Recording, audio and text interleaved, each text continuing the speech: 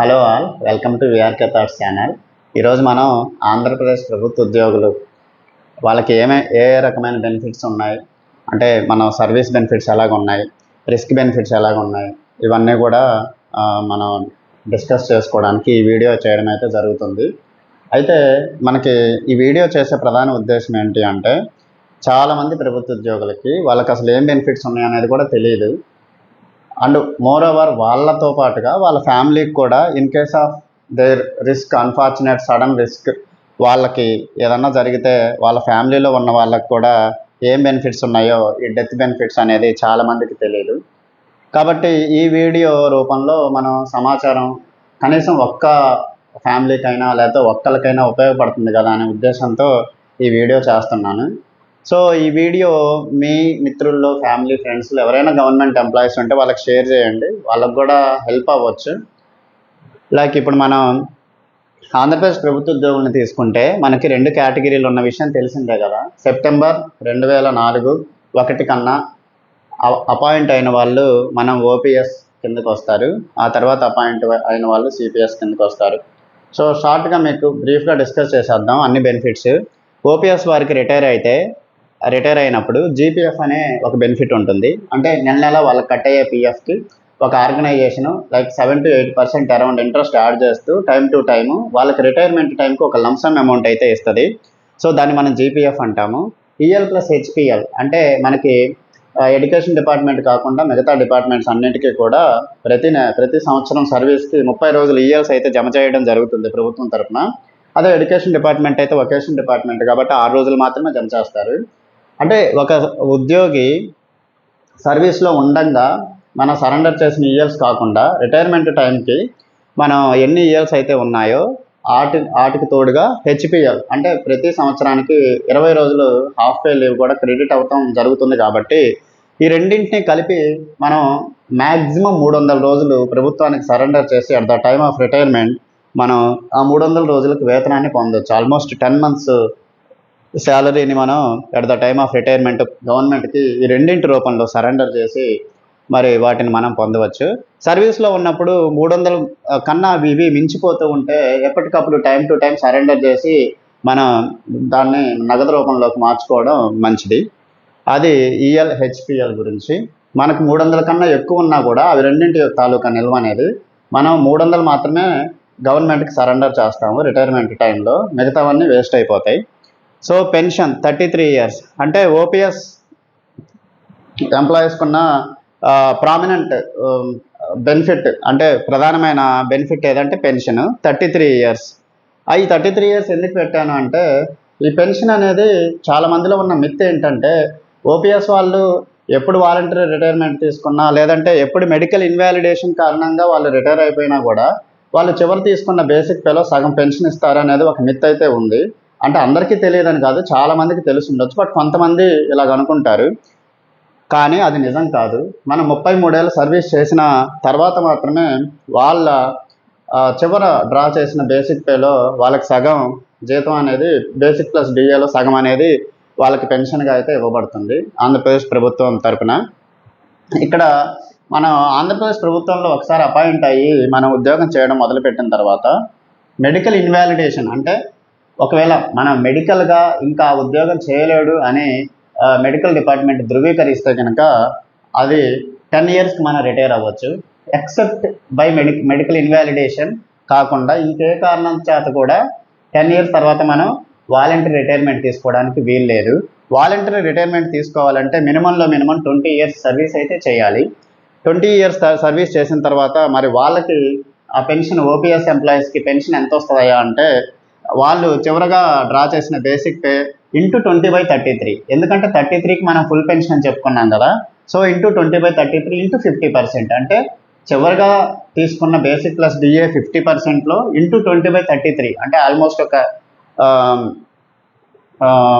6/10 అంటే ఒక 60% దాకా వస్తుంది. 20 years చేసిన వారికి, 33 years చేసిన వారికి ఎంత వస్తుందో దానిలో ఒక 60% దాకా మనం ఎక్స్పెక్ట్ అయితే చేయవచ్చు.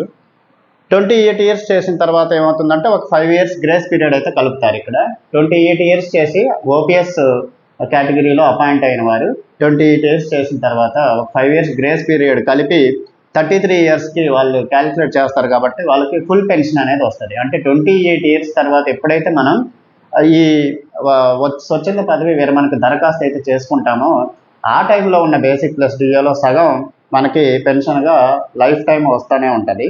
ఇక ఓపీఎస్ రూల్స్ అన్నీ మనకు తెలిసినవే. పెన్షన్ కామ్యుటేషన్ ఇది ఇంకో మేజర్ బెనిఫిట్, ఓపీఎస్ వాళ్ళకు ఉన్న బెనిఫిట్స్లో ఇంకో మేజర్ బెనిఫిట్.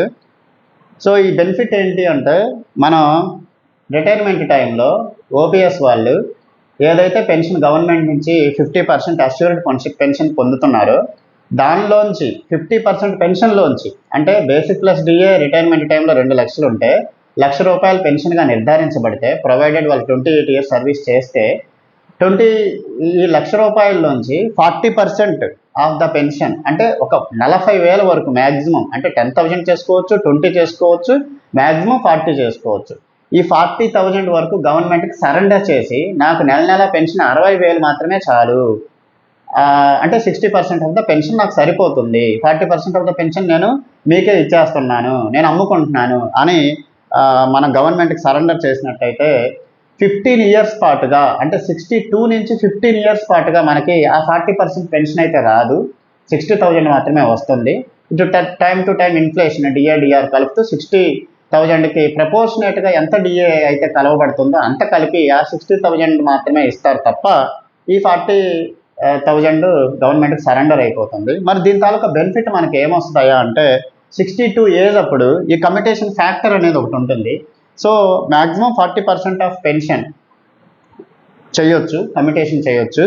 సో ఇక్కడ ఈ కమ్యుటేషన్ ఫ్యాక్టర్ మనకి లంసమ్ ఎంత వస్తుందా అంటే మనం కమ్యుటేషన్ చేయబడే అమౌంట్ అంటే 40,000 ఇంటూ కమ్యుటేషన్ ఫ్యాక్టర్ యావరేజ్గా, అంటే ఈ కమ్యుటేషన్ ఫ్యాక్టర్ మనం ఎప్పుడు మనం దీన్ని ఈ కమిట్ చేస్తున్నాము అనే దాన్ని బట్టి కొంచెం మారుతూ ఉంటుంది. అంటే as we go with time commutation factor goes and decreases. ఈ 62 ఇయర్స్ దగ్గర అయితే ఆల్మోస్ట్ 8 దగ్గర ఉంటుంది ఇది. కొంతమంది ఒక 4 ఏళ్ళు ఫుల్ పెన్షన్ తీసుకొని 5వ సంవత్సరం నేను కమ్యూట్ చేసుకుంటున్నా అంటే అప్పుడు 8 దగ్గర ఉండదు, కొంచెం తగ్గుతుంది, 7.5 7 అలాగవుతుంది. సో అలా చూసుకున్నా మనకి ఒక ఈ 40,000 ఇంటూ 8 ఇంటూ 12 అంటే ఒక 96 నెలల 96 ఇంటూ 40,000 వచ్చేస్తుంది. 40,000 మనం కమ్యూట్ చేస్తే కనుక అంటే ఆల్మోస్ట్ ఒక 40 లక్షలు, 40,000 ఇంటూ 100 కాబట్టి ఇంచుమించుగా ఒక 40 లక్షల దాకా మనకి ఇది కమ్యుటేషన్ పెన్షన్ వల్ల మనకి ఈ బెనిఫిట్ అనేది కలుగుతుంది. సో ప్రొవైడెడ్ 60,000 మాత్రమే, ₹1,00,000 వచ్చే మన పెన్షన్ 60,000కి కుదించబడుతుంది. ఎన్ని సంవత్సరాలు? 15 సంవత్సరాలు. ఇప్పుడు లంసమ్ ఎంత వస్తుంది? 8 ఇయర్స్కి ఈక్వివలెంట్ లంసమ్ వస్తుంది, ఇది గమనించాలి. సో ఏపీ, జిఎల్ఐ, జిఐఎస్ ఇవన్నీ మనకు తెలిసినాయి కదా, లైఫ్ ఇన్సూరెన్స్ పాలసీలు ప్రభుత్వం తరపున ఎంతైతే సమ్ అష్యూర్డ్ ఉందో ఆ సమ్ అష్యూర్డ్ అంటే ఎంతకైతే మనం పాలసీ తీసుకుంటామో ఆ పాలసీ తాలూకా యాడెడ్ బెనిఫిట్స్ ఏమైనా ఉంటే బోనస్లు ఇలాంటివన్నీ యాడ్ చేసి మనకి ఇవ్వడం అనేది జరుగుతుంది. ఇంకా గ్రాట్యుటీ అంటే 25% ఆఫ్ బేసిక్ పే ఇంటూ ఒక్కొక్క సంవత్సరం క్వాలిఫైడ్ సర్వీస్ చేసిన ఒక్కొక్క సంవత్సరానికి 2 యాడ్ అవుతుంది. ఆ విధంగా నేను ఒక 40 సంవత్సరాలు చేశాను సర్వీసు, 40 ఇంటూ 2 25% అంటే 80 యాడ్ అవుద్దా అంటే కాదు, మ్యాక్సిమం 66, మ్యాక్సిమం 33 ఇయర్స్కే మనకి ఈ గ్రాట్యుటీ అనేది ఇవ్వబడుతుంది. అదొక కండిషను. రెండో కండిషన్ ఏంటంటే కొంతమందికి బై దేర్ డిజిగ్నేషన్ కావచ్చు, లేదంటే ఇంకొక ఇతరత్ర కారణాల వల్ల వాళ్ళకి బేసిక్ పే ఎక్కువ ఉండడం వల్ల 25% of basic plus DA into maximum 66 వేసినా కూడా వాళ్ళకి దాదాపుగా చాలా ఎక్కువ అమౌంట్ వచ్చే అవకాశం ఉంది. కాబట్టి గవర్నమెంట్ దీనికి గ్రాట్యుటీకి ఒక సీలింగ్ అయితే పెట్టింది. సో ఇప్పుడు ఉన్న సీలింగ్ ఏంటి అంటే 22 PRC ప్రకారం గ్రాట్యుటీ మనకి 16 లక్షలు మ్యాక్సిమం ఇవ్వబడుతుంది. అంతకు మించి ఒకవేళ ఎక్కువ వచ్చినా కూడా ఈ ఫార్ములా ప్రకారం ఇవ్వబడదు. సో ఇవి మనకి ఓపీఎస్ తాలూకా ఆంధ్రప్రదేశ్ గవర్నమెంట్ ఎంప్లాయీస్కి ఉన్న రిటైర్మెంట్ బెనిఫిట్స్. ఒకవేళ రిస్క్ జరిగితే, ఒకవేళ ఎంప్లాయీ సర్వీస్లో ఉండగా ఏదైనా రిస్క్ జరిగి చనిపోతే వాళ్ళ ఫ్యామిలీకి ఎటువంటి బెనిఫిట్స్ వస్తాయి అనేది మనం ఒకసారి చూద్దాం. Ex gratia in lieu of compassionate appointment, ఈ రెండింటికి లింక్ ఉందండి. ఇది తీసుకుంటే ఇది రాదు, ఇది తీసుకుంటే ఇది రాదు. ఎక్స్ గ్రేషియా ఒకవేళ అసలు ఏది ఎప్పుడు తీసుకోవాలి, ఏది తీసుకుంటే ఏది రాకుండా ఉంటే, మనం ఏది తీసుకుంటే బెనిఫిట్, మన ఫ్యామిలీ అంటే ఆ ఎక్స్ అనే ఎంప్లాయీ ఒకవేళ రిస్క్ జరిగిన ఎంప్లాయీ తాలూకా ఫ్యామిలీ ఏది తీసుకుంటే బెనిఫిట్ అంటే ఇట్ డిపెండ్స్. ఒకవేళ వాళ్ళ ఫ్యామిలీలో కాంపెషనేట్ అపాయింట్మెంట్కి అర్హులు అంటే క్వాలిఫికేషన్ ఏజ్ ప్రకారం అర్హులు ఉన్న వాళ్ళు ఎవరైనా ఉంటే కంపెషనేట్ అపాయింట్మెంట్ గవర్నమెంట్ సెక్టర్లో ఉద్యోగం చేయాలని అనుకుంటే కంపెషనేట్ అపాయింట్మెంట్ ఆప్ట్ చేసుకోవచ్చు. ఆర్ అదర్వైజ్ చిన్న చిన్న పిల్లలు ఉన్నా లేకపోతే పిల్లలు లేకపోయినా కంపెషనేట్ అపాయింట్మెంట్ తీసుకోవడానికి అర్హతలు ఎవరికి లేకపోయినా కుటుంబంలో అటువంటి వారు ఎక్స్గ్రేషియా తీసుకోవచ్చు. As of now ex gratia rates అయితే గెజిటెడ్ వాళ్ళకి 10 లక్షలు, నాన్ గెజిటెడ్ వాళ్ళకి 8 లక్షలు, క్లాస్ 4 ఎంప్లాయీస్కి 6 లక్షలుగా ఆంధ్రప్రదేశ్ గవర్నమెంట్ డిసైడ్ చేసింది. ఫ్యామిలీ పెన్షన్ ఏదైతే ఓపీఎస్ వాళ్ళు in case of sudden death while in service family pension అయితే వాళ్ళ ఫ్యామిలీకి ఇవ్వబడుతుంది. ఆఫ్టర్ దెయిర్ డెత్ వాళ్ళ ఫ్యామిలీకి అయితే ఇవ్వబడుతుంది. ఈ ఫ్యామిలీ పెన్షన్ క్యాలిక్యులేట్ చేసేటప్పుడు ఒకవేళ చనిపోయే నాటికి ఉద్యోగి 7 ఏళ్ళ సర్వీస్ పూర్తి చేస్తే ఆ చివరి తీసుకున్న బేసిక్ ప్లస్ డిఏలో 50% 10 ఇయర్స్ పాటు ఫ్యామిలీకి ఇవ్వబడుతుంది. మరి ఆ తర్వాత 33% మాత్రమే ఇవ్వబడుతుంది. ఒకవేళ చనిపోయే నాటికి ఆ చనిపోయిన ఉద్యోగి 7 ఇయర్స్ కన్నా తక్కువ సర్వీస్ పూర్తి చేసుకుంటే రైట్ ఫ్రమ్ ద బిగినింగ్ అంటే ఫస్ట్ నెల నుండి కూడా మనకి 33% మాత్రమే వాళ్ళ చివరి బేసిక్ ప్లస్ డిఏలో ఫ్యామిలీ పెన్షన్గా వాళ్ళ ఫ్యామిలీకి ఇవ్వబడుతుంది.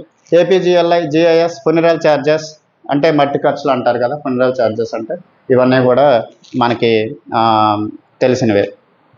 డెత్ గ్రాట్యుటీ, ఇక్కడ డెత్ గ్రాట్యుటీని మన ఆంధ్రప్రదేశ్ ప్రభుత్వం కమర్షియల్గా చూడకుండా రిస్క్ కవరేజ్ కింద చూస్తుంది. అంటే ఒకవేళ ఓపీఎస్ ఎంప్లాయీ ఎవరైనా కూడా చనిపోయే నాటికి 1 ఇయర్ సర్వీస్ కూడా పూర్తి చేయకపోతే వాళ్ళకి 3 times టు దట్ ఆఫ్ చివరగా డ్రా చేసిన బేసిక్ ప్లస్ డిఏ ఇంటూ 3 అంటే హ్యూమన్ గ్రౌండ్స్ మీద హ్యూమనిటేరియన్ గ్రౌండ్స్ మీద 3 ఇంటూ మనకి చివరిగా తీసుకున్న బేసిక్ ప్లస్ డిఏ మనకి బెనిఫిట్గా ఇస్తుంది. అదే చనిపోయిన ఎంప్లాయీ ఆ టైంకి 1 to 5 years మధ్యలో కనుక వాళ్ళ సర్వీస్ ఉంటే మనకి 9 times to that of into చివరిగా తీసుకున్న బేసిక్ ప్లస్ డిఏ మనకి డెత్ గ్రాట్యుటీగా ఇవ్వబడతా ఉంది.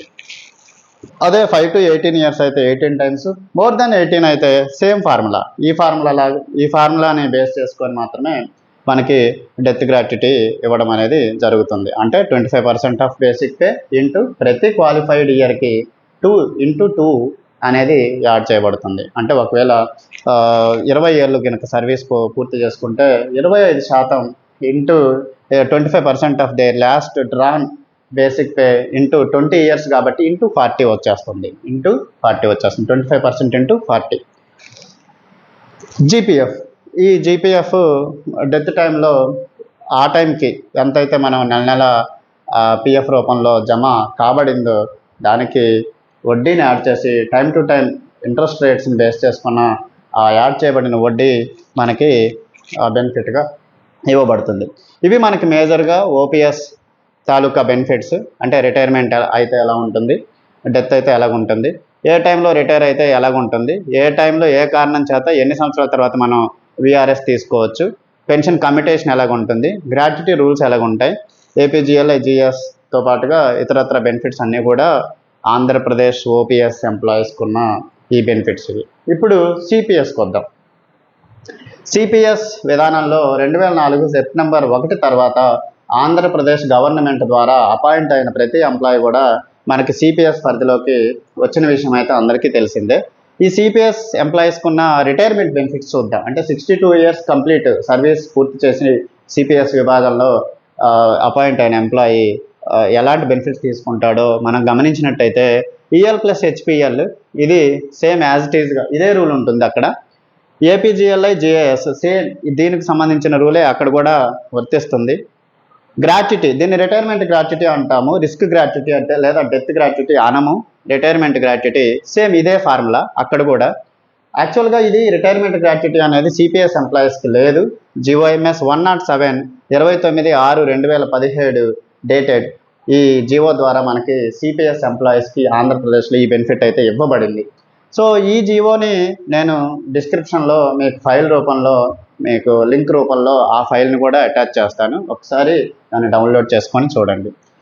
తర్వాత ఇంకా ఇక్కడ 6 బెనిఫిట్స్ అయితే అక్కడ 3 బెనిఫిట్సే. పెన్షనే లేదు కాబట్టి అసలు పెన్షన్ కమ్యూటేషనే లేదు. ఆ తర్వాత ఇంకా మిస్ అయిన బెనిఫిట్ జీపీఎఫ్ లేదు. సో ఇక్కడ వీటన్నింటి బదులుగా ఇక మనకుంది సిపిఎస్ కార్పస్. అంటే సిపిఎస్ వారికి ఏదైతే 10% of the basic plus DA నెల నెల కట్ అవుతా ఉందో అంతే అమౌంట్ గవర్నమెంట్ నెల నెల యాడ్ చేసి ఒక పిఎఫ్ఆర్ డిఏ ఆధ్వర్యంలో నడపబడతా ఉన్న national securities depository limited NSDL అనే ట్రస్ట్కి డిపాజిట్ చేస్తూ ఉంటుంది. సో ఇక్కడ మనం గమనించాల్సిన విషయాలు మెయిన్ ఇవి చూడాలి, ఇవి తెలియాలి అందరికీ, సిపిఎస్ వారికి.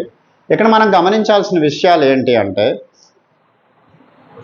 ఏదైతే సిపిఎస్ నెల నెల ఈ ప్రాసెస్ అయితే జరుగుతూ ఉందో 10% మనమే ఇవ్వడం, గవర్నమెంట్ కూడా అంతే 10% షేర్ ఇవ్వడం, వీటిని తీసుకెళ్ళి షేర్ మార్కెట్లలో పెడుతున్నారు.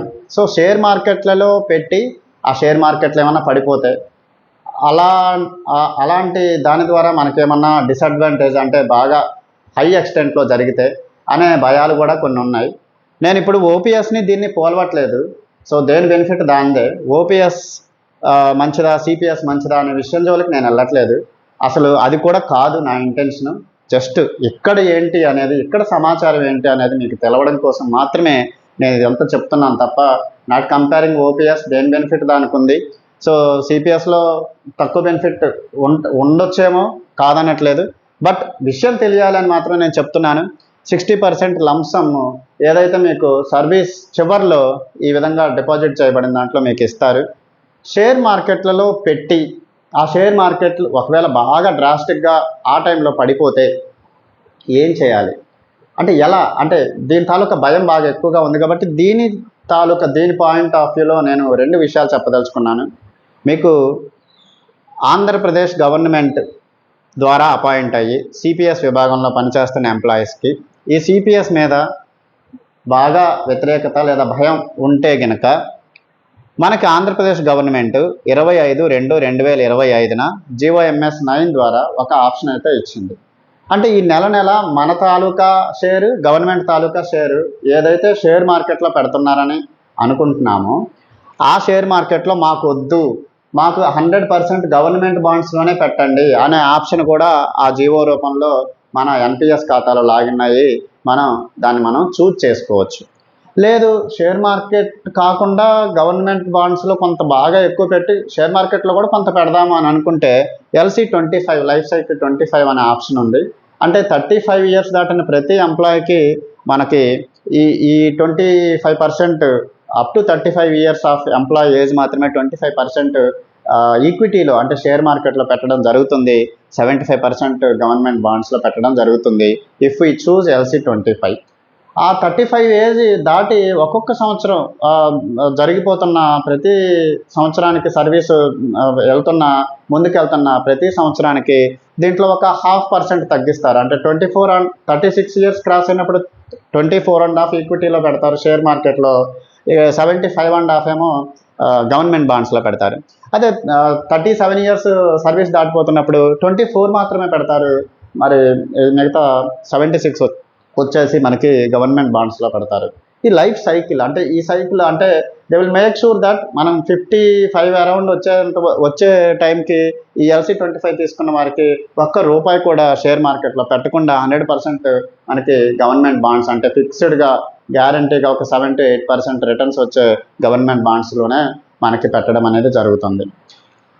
లేదు నేను షేర్ మార్కెట్ని కూడా నేను నమ్ముతాను, షేర్ మార్కెట్లో over a long period of time మంచి రిటర్న్సే వస్తాయి, అంటే ఈవెన్ మోర్ దాన్ మనకి ఇక్కడ 7 to 8% గవర్నమెంట్ బాండ్స్లో వచ్చేదానికన్నా అట్లీస్ట్ 1% అన్న ఎక్కువే వస్తుంది అని అనుకుంటే కనుక మనం LC50 చూజ్ చేసుకోవచ్చు. ఈ జీవో ద్వారా మన ఎన్పిఎస్ ఖాతాలోకి లాగిన్ అయ్యి మనం LC50 చూజ్ చేసుకోవచ్చు.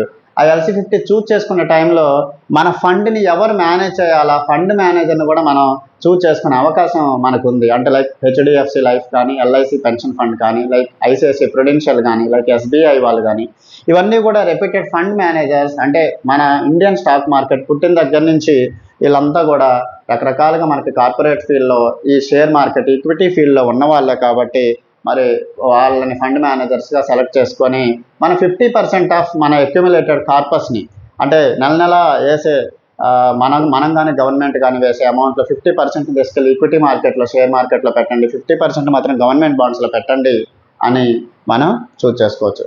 అసలు ఇదంతా మనం ఏం చూస్ చేసుకోకపోతే ఏమవుతుంది అంటే ఈ లాగిన్ అయ్యి ఇదంతా చేంజెస్ చేయకపోతే డిఫాల్ట్గా ఏదైతే ఉందో అదే మనకి ఉండడం అనేది అయితే జరుగుతుంది. డిఫాల్ట్గా ఉన్నది ఆల్రెడీ మనకి తెలిసిందే, 33% LIC pension fund, 33% SBI pension fund, 33% UTI pension ఫండ్లో ఒక్కొక్క దీనిలో మనం మూడో వంతు మన కార్పస్ ఫండ్ ఏదైతే నెల నెల అక్యుములేట్ అవుతుందో దాన్ని మనం డిఫాల్ట్ ఆప్షన్లో గవర్నమెంట్ మనకు ఉంచిన విషయం తెలిసిందే.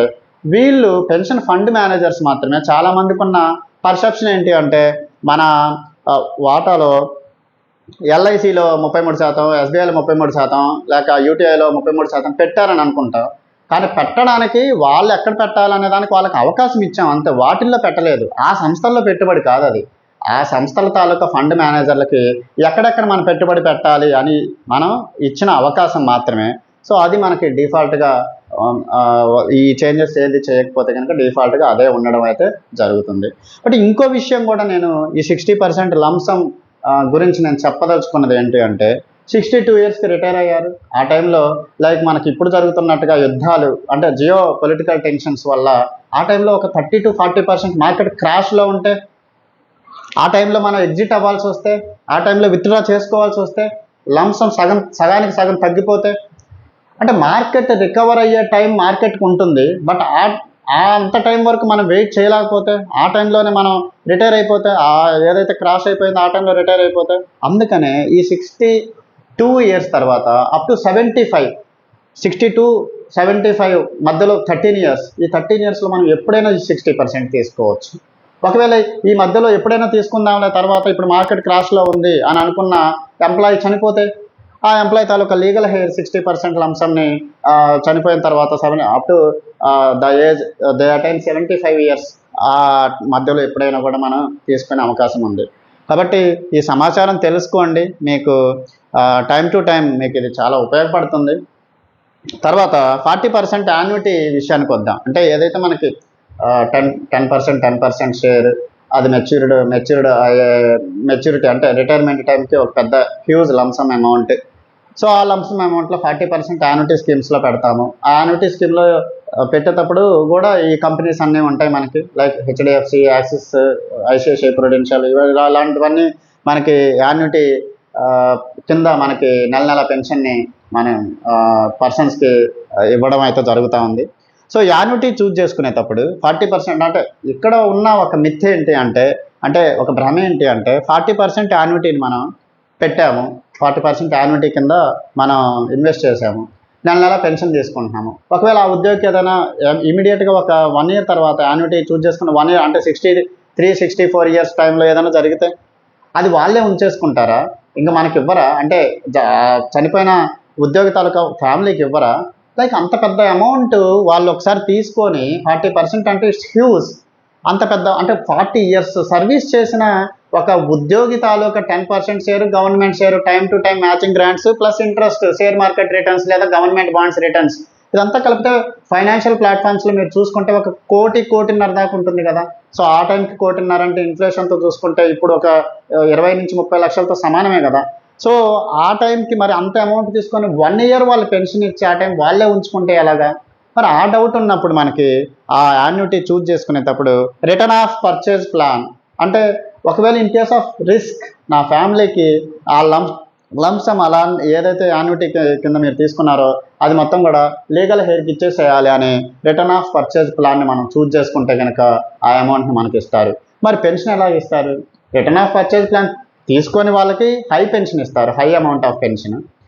Return of purchase plan choose చేసుకున్న వాళ్ళకేమో మరి మళ్ళీ లంసమ్ తిరిగి అడుగుతున్నాడు కాబట్టి లో అమౌంట్ ఆఫ్ పెన్షన్ ఇస్తారు, తక్కువ అమౌంట్ పెన్షన్ ఇస్తారు. అంటే ఏది ఎవరు చూజ్ చేసుకోవాలనేది it depends on the personal situation. Like మళ్ళీ ఆ తిరిగి వచ్చే ఆ అమౌంట్తో ఎవరికి పని లేదు అనుకున్నప్పుడు మనం non return of purchase plan తీసుకుంటాము.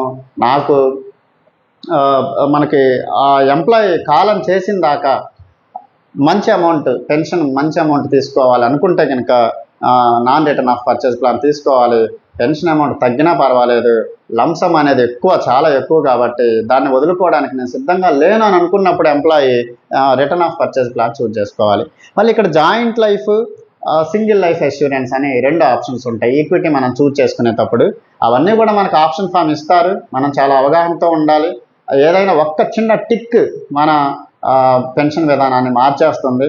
మళ్ళీ దీన్ని సవరించుకోవడానికి అవకాశం ఉంటుందో ఉండదో అవన్నీ ఎన్పిఎస్ రూల్స్ని బట్టి ఆధారపడి ఉంటుంది. కాబట్టి ముందుగానే సమాచారం తెలుసుకొని జాయింట్ లైఫ్ అంటేనేమో ఏదైతే ఆ ఎంప్లాయ్ ఉన్నాడో ఆ ఈక్విటీలు ఇన్వెస్ట్ చేసే ఎంప్లాయ్ ఉన్నాడో ఆ ఎంప్లాయ్ తాలూకా లైఫ్ వరకే అష్యూరెన్స్ ఇవ్వడం, అంటే ఆ లైఫ్ వరకే పెన్షన్ ఇచ్చేసి ఆ పెన్షన్ ఆపేసేయడం.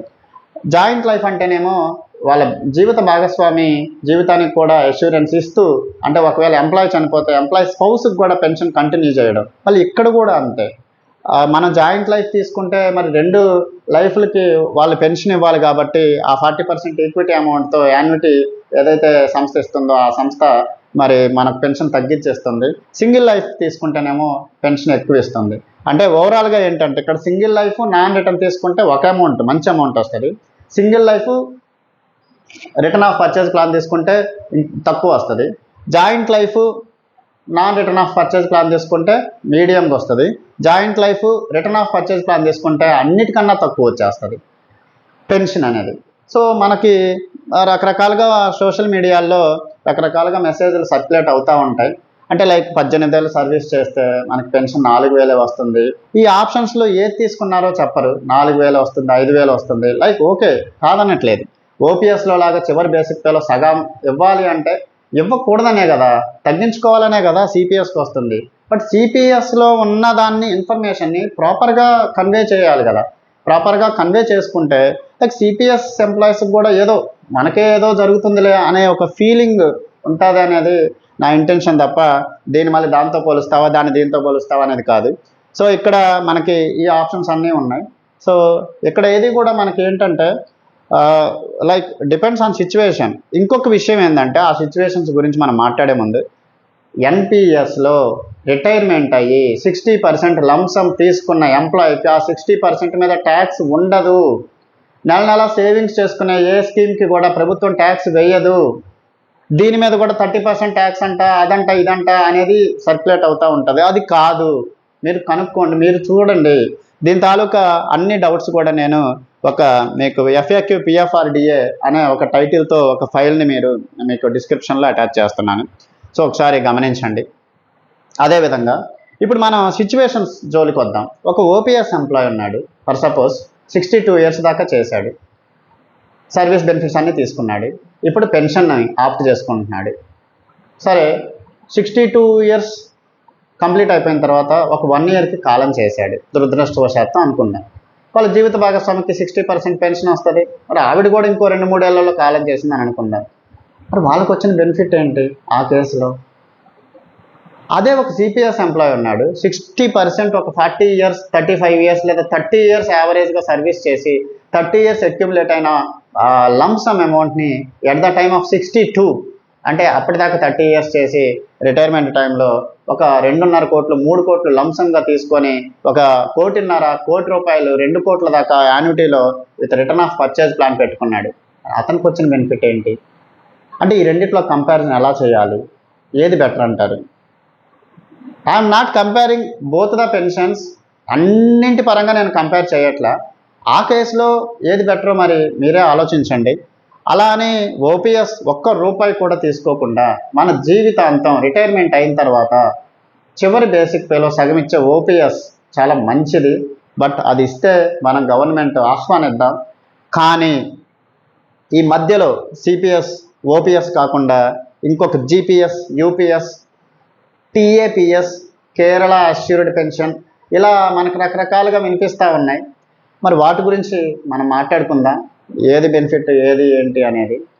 సరే, ఇప్పుడు ఇంకో సిచ్యువేషన్ చెప్తాను మీకు. కొంచెం ప్రొలాంగ్ చేస్తున్నాను అనుకోకపోతే 2004లో సిపిఎస్ ఇంట్రడ్యూస్ చేశారు ఏపీలో. 2017లో మనకి ఫ్యామిలీ పెన్షన్ అనేది ఈ జీవో ద్వారా ఇచ్చారు 2017లో. ఈ 2012, 13, 14, 15లో సిపిఎస్ వాళ్ళు కొంతమంది చనిపోయారు. అక్కడక్కడ ఉద్యోగులు చాలామంది ఉంటారు కాబట్టి ఎక్కడైనా దురదృష్టవశాత్తు అక్కడక్కడ జరిగింది. వాళ్ళ పరిస్థితి ఏంటి అంటే అప్పటిదాకా వాళ్ళు చేసిన సర్వీసు తక్కువే, 4 ఏళ్ళు 5 ఏళ్ళు ఒక 7-8 ఏళ్ళ లోపే. ఆ 7-8 ఏళ్ళలో అప్పుడున్న వేతనాలను బట్టి 10% వాళ్ళు వేస్తే 10% గవర్నమెంట్ వేసి ఒక 4 లక్షల లంసం వచ్చింది, అంతకు మించి రాలేదు. ఇంకా 2008లో మనకి క్రాష్ ఉంది, మార్కెట్స్ క్రాష్ ఉంది. 2008, 12 ఆ టైంలో చనిపోయిన వాళ్ళకి వచ్చింది ఏంటంటే 4-5 లక్షల లంసమ్, ఒక 2-3 వేలు. అంటే ఈవెన్ సోషల్ పెన్షన్ కన్నా కూడా, సామాజిక పెన్షన్, వికలాంగుల వృద్ధుల పెన్షన్ల కన్నా కూడా మనకి తక్కువ పెన్షన్ తీసుకునే సిచ్యువేషన్ ఉంది. దురదృష్టకరం. అదే వాళ్ళు ఓపీఎస్లో ఉండుంటే ఆ టైంలో ఒక 40,000 వాళ్ళు పెన్షన్గా బేసిక్ పేగా పొందుంటే 20,000 పెన్షన్ తీసుకునే వాళ్ళు మరి ఎక్కడ 20,000, ఎక్కడ వాళ్ళు సిపిఎస్ కింద తీసుకుంటున్నారు 2,000. అయితే ఆ బెనిఫిట్స్ అన్నీ, అంటే ఆ ప్రాబ్లమ్స్, ఆ సమస్యలని మొత్తాన్ని మనం గవర్నమెంట్ దృష్టికి తీసుకెళ్ళిన తర్వాత వాళ్ళు ఇచ్చే పెన్షన్ కోసం రిస్క్ జరగాలని ఎవరు అనుకోరు. కాబట్టి రిస్క్ జరిగితే అన్న బెనిఫిట్స్ ఇవ్వండి అని అడిగి ఉద్యోగ సంఘాల వినతుల మేరకి మన గవర్నమెంట్ అనేది risk benefits of CPS employees ఇప్పుడు డిస్కస్ చేద్దాం. Ex gratia in lieu of compassionate appointment on par with OPS employees. OPS ఎంప్లాయీస్కి ఏవైతే బెనిఫిట్స్ ఉన్నాయో అవైతే మొత్తం సిపిఎస్ ఎంప్లాయీస్కి ఇచ్చింది. 2017లో ఇది జరిగింది. అన్ని జీవోల రూపంలో మీకు ఏ డేట్లో ఏ జీవో వచ్చింది ఏంటి అనేది మొత్తం మీకు జీవోల రూపంలో నేను పొందుపరుస్తున్నాను. కింద లింక్స్ ఇస్తాను, ఇదే టైటిల్స్తో ఇస్తాను, మీరు చూసుకోండి. సో ఇక్కడ మనకి ex gratia in lieu of compassionate appointment మళ్ళీ చెప్పాను ఇందాక, ఏది ఎక్స్గ్రేషియా తీసుకోవాలి, ఎప్పుడు మనం కాంపెషనేట్ అపాయింట్మెంట్ తీసుకోవాలని. ఇది సిపిఎస్ వాళ్ళ విషయంలో కూడా ఈ బెనిఫిట్ ఉంది in case of risk. So ఇది ఈ జీవోలో ఇచ్చారు 1410లో, డేటెడ్ 21/8/2017. అండ్ ఫ్యామిలీ పెన్షన్ కూడా ఉంది, సేమ్ రూల్స్ వర్తిస్తాయి. సిపిఎస్ వాళ్ళకు కూడా అదే రూల్స్. On par with OPS 1980 pension రూల్స్లో మనకి ఏదైతే రిస్క్ జరిగినప్పుడు పెన్షన్ ఎంత ఇవ్వాలి, ఎక్స్గ్రేషియా ఎంత ఇవ్వాలి, లేకపోతే గ్రాట్యుటీ ఎంత ఇవ్వాలి, డెత్ గ్రాట్యుటీ ఎలా క్యాలిక్యులేట్ చేయాలి, ఏవైతే ఓపీఎస్ ఎంప్లాయీస్కి సమానమైన benefits in case of risk CPS ఎంప్లాయీస్కి ఇచ్చింది. సో ఇక్కడ జీవోఎంఎస్ 47లో, జీవోఎంఎస్ 121 ఈ రెండి అంటే ఒక చిన్న సవరణ చేశారు. 47కి చిన్న సవరణ చేసి జీవోఎంఎస్ 121 అని మళ్ళీ ఇంకో జీవో ఈ ఫ్యామిలీ పెన్షన్ తాలూకా సిపిఎస్ వాళ్ళకి 2 జీవోలు అయితే ఇవ్వడం జరిగింది, dated 18/7/2017. And death gratuity same ఇదే బెనిఫిట్. డెత్ గ్రాట్యుటీ అసలు లేదు సిపిఎస్ వాళ్ళకి, 2017లో ఇవ్వడం జరిగింది, 2017లో. డెత్ గ్రాట్యుటీ సేమ్ ఇవే రూల్స్ వర్తిస్తాయి. లైక్ ఆ టైంలో ఎంతైతే తీసుకుంటున్నారో వాళ్ళు 5 years కన్నా ఎక్కువ ఉంటే అంతా ఇంటూ 18 వేసి మనకి డెత్ గ్రాట్యుటీ కింద ఇస్తారు. రిటైర్మెంట్ గ్రాట్యుటీ అలాగూ ఉంది మనకి, సేమ్ ఇదే జీవోలో రిటైర్మెంట్ గ్రాట్యుటీ కూడా మనకి మెన్షన్ చేయడం అయితే జరిగింది. సో ఇది ఓవరాల్గా. ఇంకా సిపిఎస్ వాళ్ళకి ఇంకేం బెనిఫిట్స్ ఉన్నాయి, ఒక ఇన్ కేస్ ఆఫ్ రిస్క్ అంటే ఎక్స్గ్రేషియా లైవ్ ఆఫ్ అపాయింట్మెంట్, రెండిట్లో ఏదో ఒకటి. ఫ్యామిలీ పెన్షన్ ఉంది, ఏపీజీఎల్ఐ, జిఐఎస్, ఫునరల్ ఛార్జెస్ ఆల్రెడీ ఎలాగూ ఉంది, డెత్ గ్రాట్యుటీ ఉంది, జీపీఎఫ్ ఎలాగ అసలు మనకి లేదు కాబట్టి జీపీఎఫ్ లేదు. ఇంకా మిగిలింది ఏంటి అంటే ఇక్కడ ఇంకొక చిన్న విషయం, ఈ ఫ్యామిలీ పెన్షన్ని కూడా మనకి 2 ఆప్షన్స్ ఉన్నాయి సిపిఎస్ వారికి. ఓపీఎస్ వారికి లేదు, సిపిఎస్ వారికి ఉంది. ఫ్యామిలీ పెన్షన్ వద్దు మాకు అని అనుకుంటే సిపిఎస్ ఏదైతే కార్పస్ ఫండ్గా నెల మనం గవర్నమెంట్ ఎంప్లాయీ గవర్నమెంట్ షేర్ల రూపంలో ఏదైతే కార్పస్ అక్యుములేట్ అయిందో ఆ అక్యుములేట్ అయిన కార్పస్లో మనకి 20% క్యాష్ రూపంలో ఆ టైంలో ఇస్తారు, 80% మాత్రం ఈక్విటీలో పెడతారు. ఆ ఈక్విటీలో పెట్టిన అమౌంట్ ద్వారా ఫ్యామిలీకి నెల పెన్షన్ అనేది జనరేట్ చేయడం అయితే జరుగుతుంది. ఇక్కడ జాయింట్ లైఫ్ ఇన్సూరెన్స్కి అవకాశం లేదు, ఎందుకంటే ఒక లైఫ్ ఆల్రెడీ పోయింది. ఏదో రిటర్న్ ఆఫ్ పర్చేజ్ ప్లాన్ అంటే వాళ్ళ పిల్లలకి ఏమన్నా కావాలనుకుంటే ఆ లంసం 80% అమౌంట్, ఒకవేళ వాళ్ళు కూడా దురదృష్టవశాత్తు ఏమన్నా జరిగిపోతే తొందరలో అంటే మనకు అలాంటి సిచ్యువేషన్, అలాంటి మైండ్, అలాంటి థాట్ కనుక వాళ్ళకి ఏమన్నా ఉంటే ఏ పాయింట్ ఆఫ్ టైంలో రిస్క్ జరిగింది అనే దాన్ని బేస్ చేసుకొని ఇవన్నీ మనం ఆప్ట్ చేసుకోవాల్సి ఉంటుంది. అంటే సర్వీస్ మొత్తం చేశాక చివరిలో ఇంకొక 1 yearలో రిటైర్ అవుతారనగా ఆ టైంలో రిస్క్ జరిగితే ఇలా ఫ్యామిలీ పెన్షన్ తీసుకొని ఏం చేస్తారు, ఆ 4 ఏళ్ళు 5 ఏళ్ళు పెన్షన్ తీసుకొని అప్పుడు దాకా అక్యుములేట్ అయిన అమౌంట్ మనం మామూలుగా మనం ఇంటర్నెట్లోకి వెళ్ళి ఆ 80% అమౌంట్ ఏదైతే మనం ఈక్విటీ యాన్యుటీ కింద డిపాజిట్ చేస్తామో పెన్షన్కి, మరి అది డిపాజిట్ చేస్తే మనకి పెన్షన్ ఎంత వస్తుంది, ఫ్యామిలీ పెన్షన్ కింద పెన్షన్ ఎంత వస్తుంది అనేది మనం చూసుకోవచ్చు. అలా డిపాజిట్ చేసేటప్పుడు మనం రిటర్న్ ఆఫ్ పర్చేజ్ ప్లాన్ పెట్టుకోవచ్చు. మరి 80% లంసమ్ అమౌంట్ మనం పోనివ్వకూడదు కదా. సో అలా ఏమన్నా ఆలోచిస్తే వాళ్ళు they can opt that option. Or otherwise ఎర్లీగా ఏదైనా జరిగితే సిపిఎస్ ఎంప్లాయీ జాయిన్ అయిన కొద్ది సంవత్సరాల్లోనే ఏదైనా జరిగితే ఇక లైఫ్ పార్ట్నర్ లైఫ్ చాలానే ఉంటుంది కాబట్టి మరి అలాంటి టైంలో వాళ్ళు ఫ్యామిలీ పెన్షన్ అనేది ఆప్ట్ చేసుకోవచ్చు. ఇక్కడ ప్రీ ఎగ్జిట్ అనే ఒక కాన్సెప్ట్ ఉంది. సిపిఎస్ ఎంప్లాయీ 62 ఇయర్స్ రిటైర్మెంట్ ఏజ్కి ముందు 1 సంవత్సరం ముందు ఎగ్జిట్ అవ్వాలని అనుకున్నా 20% లంసమ్ మాత్రమే వాళ్ళకి క్యాష్ రూపంలో వస్తుంది. In case of risk also వాళ్ళు ఫ్యామిలీ పెన్షన్ ఆప్ట్ చేసుకోకుండా ఆ అక్యుములేటెడ్ కార్పస్నే ఆప్ట్ చేసుకుంటే వాళ్ళకి ఓన్లీ కేవలం 20% మాత్రమే ఇస్తాము. ఏ కారణం చేతైనా 62 సంవత్సరాల లోపు ఒక ఎంప్లాయీ సిపిఎస్ నుంచి ఎగ్జిట్ అవ్వాలి అని అనుకుంటే వాళ్ళకి 20% మాత్రమే లంసంగా ఇచ్చి 80% ఈక్విటీలో పెట్టి నెల నెల ఫ్యామిలీ ఎవరైతే ఉంటారో వాళ్ళకి పెన్షన్ రూపంలో ఇవ్వడం అనేది అయితే జరుగుతుంది. సో ఇక్కడ మనకి ఇది సిపిఎస్ ఎంప్లాయీస్కి ఉన్న ఫ్యామిలీ పెన్షన్ అండ్ దీని తాలూకా సమాచారం. ఈ సిపిఎస్ ఓపీఎస్ కాకుండా ఇంకా మిగతా విషయాలు UPS, SBI MoU, how to withdraw CPS fund అనే వీటి తాలూకా డాక్యుమెంట్స్ కూడా నేను డిస్క్రిప్షన్లో అటాచ్ చేస్తున్నాను. అవి కూడా ఒకసారి చూడండి. అంటే నెల నెల మన షేరు గవర్నమెంట్ షేరు మొత్తం వాళ్ళే తీసేసుకొని 60% ఏదైతే ఓపీఎస్ తాలూకా బెనిఫిట్స్ ఏవైతే ఉన్నాయో వాటిని ఇస్తామంటున్నట్టుగా ఇవన్నీ కూడా చెప్తా ఉన్నాయి. యూపీఎస్ కావచ్చు, టీఏపీఎస్ కావచ్చు, కేరళ స్టేట్ పెన్షన్ స్కీమ్ కావచ్చు. దాని గురించి చర్చ జరగాలి. నెల నెల ఎక్కువ అమౌంట్ అక్యుములేట్ అయిపోతే ఆ అమౌంట్ అంతా వాళ్ళు తీసుకొని 62 ఏళ్ళ తర్వాత మరి ఎన్ని సంవత్సరాలు ఉంటామో తెలియక ఆ లైఫ్కి పెన్షన్ తీసుకోవడం ఇంపార్టెంటా, ఈ లంసమ్ అనేది ఇంపార్టెంటా అనేది మనం గమనించినట్టయితే మనకి అవి బెనిఫిటా ఇవి బెనిఫిటా అనేది అర్థమవుతుంది. సిపిఎస్ బెనిఫిటా, అవి వాళ్ళు ఇస్తామంటున్న యూపీఎస్ లేదా జీపీఎస్ లేదా కేరళ స్టేట్ పెన్షన్ కానీ తమిళనాడు ఇన్సూరెన్స్ పెన్షన్ కానీ బెనిఫిట్ అనేది మనకి తెలుస్తుంది. సో ఎస్బీఐ ఎంఓయు అనేది ఇక్కడ మనం ఒక డాక్యుమెంట్ నేను డిస్క్రిప్షన్లో పెట్టాను. సో ఆ డిస్క్రిప్షన్లో పెట్టిన ఎస్బీఐ ఎంఓయు ద్వారా ఆంధ్రప్రదేశ్లో ఉన్న అన్ని రకాల ప్రభుత్వ ఉద్యోగులకి మన ఆంధ్రప్రదేశ్ ప్రభుత్వం అయితే స్టేట్ బ్యాంక్ ఆఫ్ ఇండియాతో శాలరీ అకౌంట్ ఎవరికైతే ఉందో స్టేట్ బ్యాంక్ ఆఫ్ ఇండియాతో ఒక ఎంఓయు అయితే కుదుర్చుకుంది. ఆ ఎంఓయు ప్రకారం irrespective of the basic salary వాళ్ళకి ఏదైనా యాక్సిడెంటల్గా రిస్క్ జరిగితే, డెత్ జరిగితే వాళ్ళ ఫ్యామిలీ మెంబర్స్కి ₹1,00,00,000 అయితే ఇవ్వడం జరుగుతుంది. అందుకని దాన్ని కూడా నేను మీకు ఒకసారి పెట్టాను.